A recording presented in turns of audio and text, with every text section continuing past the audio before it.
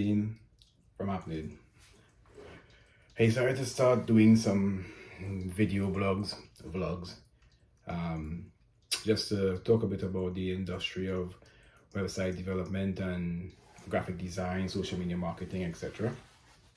So today, I'm actually going to start with speaking about website development, customer expectations in this field, the website development, different platforms that can be used, the pros and cons, of course, pricing points of some website development, the different maintenance processes and timeframes, as well as the use of plugins and applications, etc., to make your website exactly how you want it to be.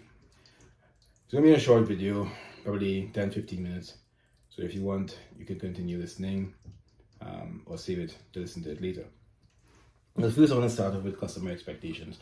It's a bit of a tricky and sticky topic because the marketing of today, especially on social media, television, basically makes anyone think that they can build a website.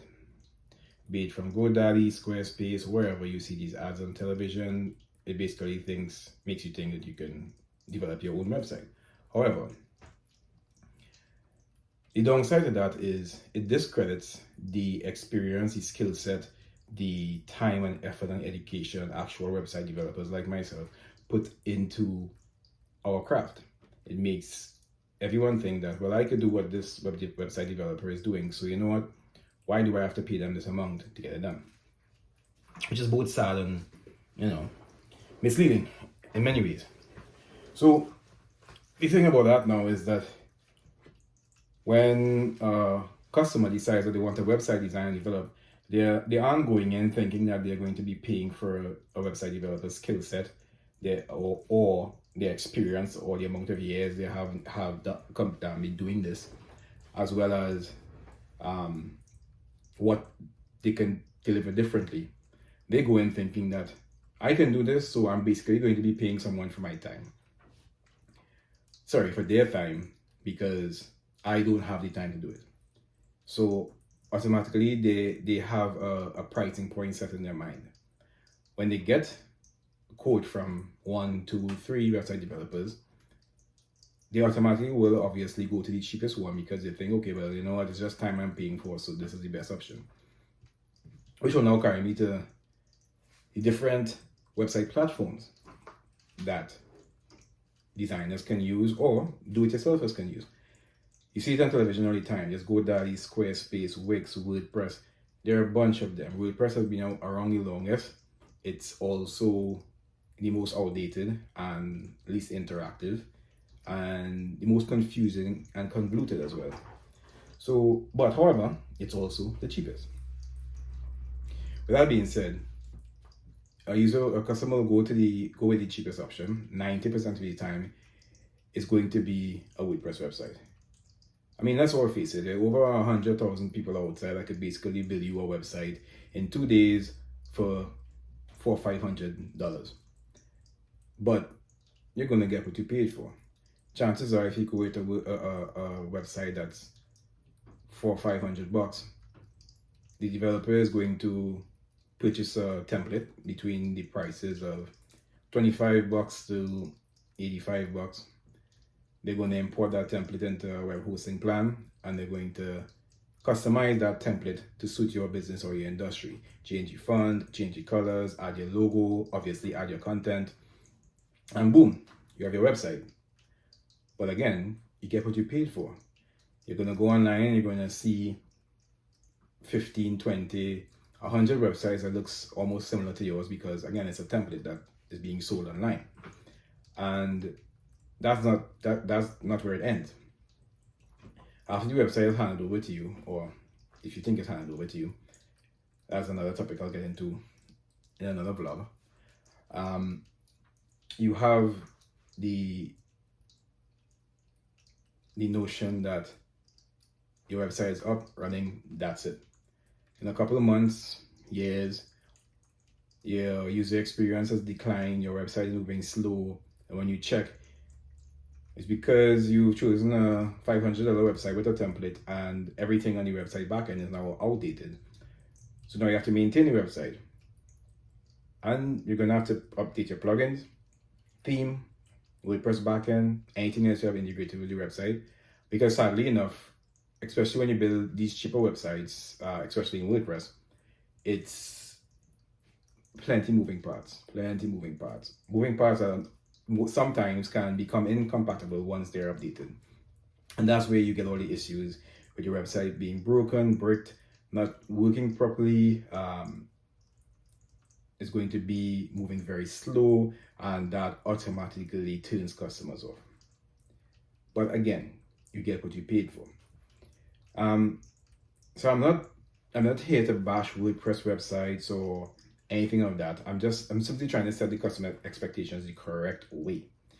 Because you see these ads on TV, don't think, yes, you can do it yourself. So the people that you should be paying to do this don't deserve the funds, don't deserve the job, don't deserve the money. At the end of the day, I would have to say most of my customers are customers that went that route, realized it was the failed route or the bad route, and they come to me to fix these problems or rebuild a new website. So in the long run, you're just spending more money. So my purpose is actually to set the customer expectations and to save any small business, startup, ongoing business, a new business idea, anything of the sort, just basically try and save you some money. Because in the long run, your website is your digital face. It's basically what represents you on the internet. It's the first perception that any potential customer will get when they see your website. So my advice is basically this is not a project or a facet of your business that you should choose the cheapest way out, because again, you'll get what you paid for. And if you're very passionate about your business, etc., you will do research. You'll go and you look at other websites, similar websites to what you want your business to represent, and you more than likely give these examples to your web developer that you decide to go with. And with that being said, yes, some website developers are ridiculously overpriced, from my experience and hearing what some of my other customers told me. And it's fine. If it works for them, it works for them. It's up to you to make the decision. But I don't recommend that you go with the cheapest option, especially with something like a website. Because you don't want to build a website now to represent your business. 2 years later, you decide you want to start a sell online, and it's not a modular website, so now you have to get rid of your entire website to build an e-commerce website, right? And the notion of GoDaddy says I could build it myself, so I could build it myself. It depends on what your final expectation is and what you are willing to have represent your business. With that being said, so your pricing points I'll speak on is basically, again, you have the options of being an extremely cheap website, average price website, which chances are will be a better bet, or overpriced website. Again, just do your research. If you want a fully customized website, totally customized website with features that you are trying to develop and bring out into the world, then chances are it's going to be an expensive website, because those are going to be custom features that has to be designed based on your description. But set a realistic budget for your website if you want it to be something that lasts long. A lot of companies say, you know what, I don't need a website. I'm making a lot of money already. I don't need to be online. I mean, if COVID hasn't taught many small businesses that that's not true, then I'm not sure what will. But at the end of the day, it's all about your business plan, and where you want to reach, not 2 years, 3 years, but in the long run. And really and truly, again,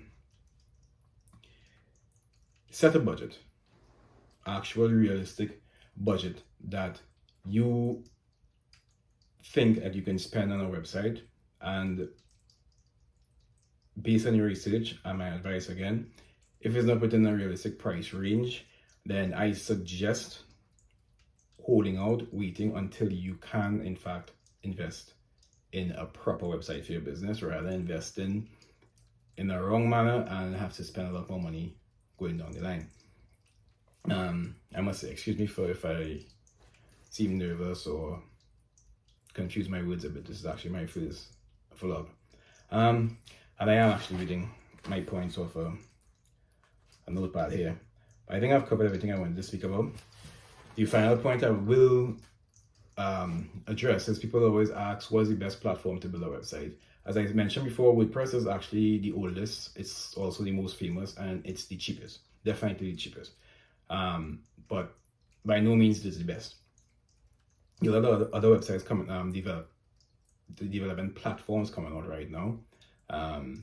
Chances of your website being coded from scratch will depend on what you want your website to do. But there's also Wix and Squarespace. Squarespace is also cheap, similar to WordPress, but it's not as well known, so it won't have popular integrations such as with newsletter programs such as MailChimp, etc. I think recently it got QuickBooks, so if you decide to do e-commerce, you can at least integrate QuickBooks accounting software. But because it's still new, there's a lot of APIs and apps that and plugins, sorry, not apps, plugins that you wouldn't find with Squarespace. Wix is the most complete out of them. It's also the most expensive monthly and annually, but however, it has all the integrations you could possibly think about. Just like Shopify. Shopify is another one, but Shopify is strictly e-commerce. But it has all the applications that you could possibly think about, and they don't use plugins. So at no point any of these applications slows down your website, which is a good feature. Plugins are used on Squarespace and WordPress, and if you don't update your plugins, if your plugins are incompatible, if you update your backend and don't update your plugins, then your website will start to move slow and it'll be bricked, etc. So with that being said, you pay more. If you pay more, you get a better experience for you and your customers. If you go the cheaper route, again, you get what you paid for. And my final point is, a lot of customers tell me that on the last web developer, some web developers might get upset with me for this, but they always end up paying for an SSL certificate, which is a secure socket layer certificate, which basically protects your website against hackers, and if you're doing e-commerce, etc., it allows your payment transactions to go through safely. But you don't need to pay extra for that. That is part of 90% of the web hosting platforms out there. It comes with the web hosting. So don't let any web developer make you think that, you have to pay extra for it. $300 US a year, whatever it is. You don't have to pay extra for it. It comes with your website. So that's something you need to, any web developer comes and tell you that, just question them. Let them show you why, when, where, whatever it is that proves that you need to have this, but it comes with most web hosting. It's a little lock that you will see next to your website name on your address bar in your browsers. That little lock there is what shows that your website is secure and has an SSL certificate. All my websites I design and develop have SSL certificates. So again, that's the final point. With that being said, I would like to thank you for listening, and look out for my other vlogs, as I'm going to be doing a bit more. Next time I'll probably be speaking about graphic design, logo design, copyright images, because I've had a couple of my customers asking about using images, etc. So I think that's an important topic to touch on. So at least you know where you stand legally using certain images. And the vlog after that, I may speak about social media marketing. But again, if you have any questions, comments, etc., just send me a message, send me an email, or give me a call. Thank you and have a great day.